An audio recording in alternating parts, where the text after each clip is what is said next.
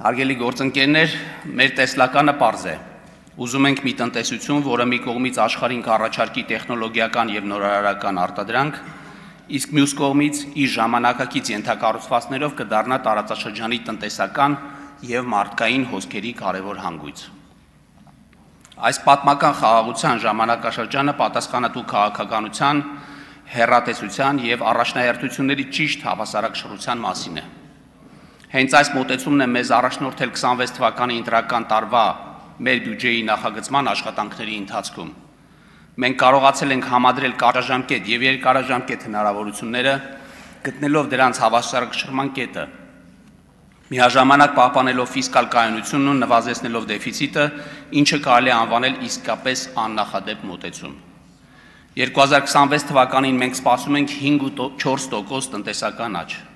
գրեթե հասնելով հնա 12 տրիլիոն մակարդակին, որը գերազանցում է մեր նախնական կանխատեսումները։ Իդեպ, նույնիսկ Արժույթի միջազգային հիմնադրամը բարձրացրել է Հայաստանի աճի կանխատեսումը 2026 թվականին սպասելով 5.5% տնտեսական աճ։ Քանի որ այս բյուջեն հնգամյա ծրագրերի շրջանակներում վերջինն է, կարևորում եմ ընդգծել 21-26 թվականների ընթացքում իրականացված բարեփոխումները, ինչպես նաև ներկայացնել բյուջեի աճի թիրախների եւ հարկեր հնաաճի մասին մանրամասները։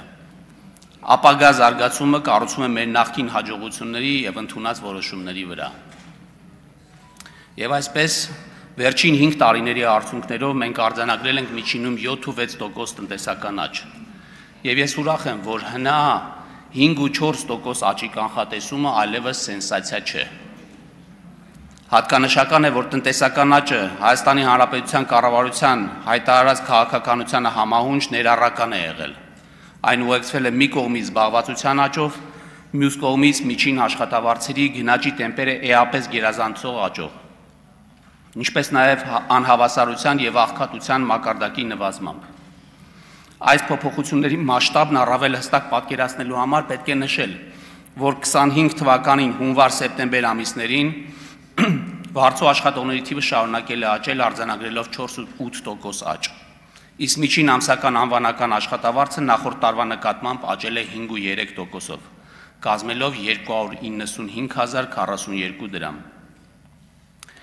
2024 թվականի արդյունքներով աղքատության մակարդակը նվազել է 2%-ային կետով, կազմելով 21.7%, իսկ ծայրահեղ աղքատությունը 1.1%-ից նվազել է 0.6%-ի։ Նվազել է նաև անհավասարությունը բնութագրող ջինի գործակիցը, գտնվելով վերջին տարիների համեմատած ցածր մակարդակում։ Եվ մենք ակնկալում ենք, որ այս միտումները կպահպանվեն, հատելով բարեկեցության ներկա սահմանները եւ նպաստելով մեր հասարակության բարօրությանը։ Պետական բյուջեի պակասուրդը նախատեսվում է 537 միլիարդ դրամ, հնայի 4.5%-ը, 25 թվականի 5.5%-ի դիմաց,